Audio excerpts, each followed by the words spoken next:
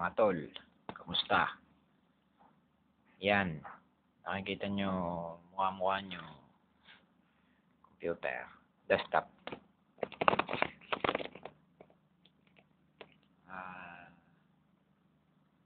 Nakikita nyo,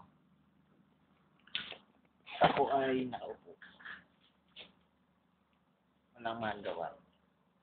Solo ko sa office. Ayan ang office ko. Walang kwentang office. Makalat. At magulo. Yan. Sombrero ni Judas. Yan ang sombrero ni Judas. At mga pag dito ko sa likod, makikita mo yung mga building niya. Pangit na building. Puro buhangin. Kung napapansin nyo, may naglalakad na taong tanga. Hindi ko kilala ko sa inyo. Tapos, doon naman sa banda doon, yung madumi yung salamin, pero makikita nyo parang may dagat doon. Yun nga. Kita nyo? Yan.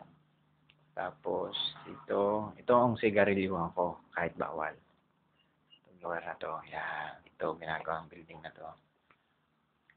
Ginagawa naman talaga itong building namin. Yun. Yan. Dito ako naninigarilyo ng patago. Habang nagkukunwaring tumitingin sa mga layout na to. Yan. Tapos, ano ba? Itong upuan ng isang Indianong ulaga. Yan ang computer ng isang Indianong tanga.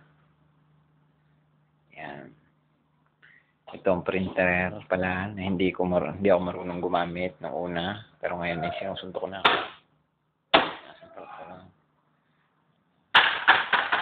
Yan. Ganyan ginagawa ko. Ito naman ang upuan ng aking senyorito.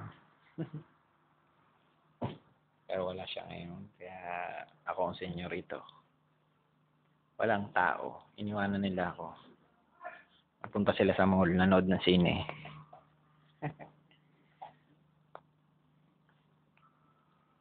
Ayan.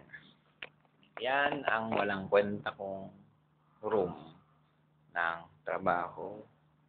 Office room. Itong lugar na to na walang kakwenta-kwenta. Kung napansin nyo yung cabinet na yan, huwag nyo nang buksan.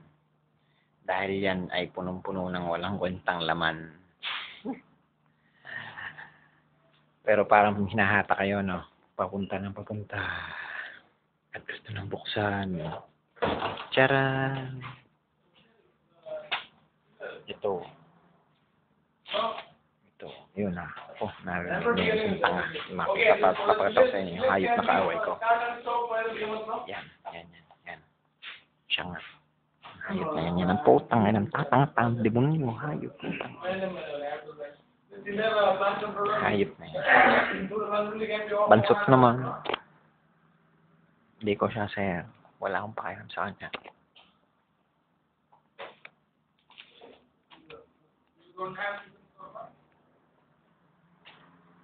Yun lang. Saka na ulit.